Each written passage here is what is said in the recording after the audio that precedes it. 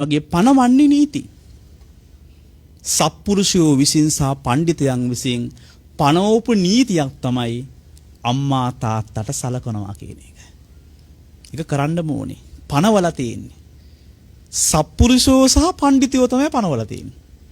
සත්පුරුෂයෝ කියන්නේ ගුණවත් අයට. පඬිතුයෝ කියන්නේ නැනවත් අයට. සමහර ලෝකේ දේවල් තියෙනවා ගුණවත් අය කියන දේවල්ට නැනවතුන් කැමති නැහැ. නේ? නැනවතුන් සමහර කියන ඒවාට ගුණවතුන් කැමති නැහැ. එහෙම ගැටෙන අවස්ථා තියෙනවා. හැබැයි අම්මා තාත්තට උදව් උපකාර උපස්ථාන කරනවා කියන එක ගුණවතුනුත් ප්‍රශංසා කරලා තියෙනවා. නැනවතුනුත් ප්‍රශංසා කරලා තියෙනවා. ගුණවතුනුයි නැනවතුනුයි දෙපක්ෂයේම යම් දෙයකට එක ගුණා නම් ඒ එකඟ වෙච්ච එක තමයි අම්මා තාත්තට උදව් කරනවා, උපකාර කරනවා, සහාය දක්වනවා, උපස්ථාන කරනවාය කියලා කියනු ලබන්නේ.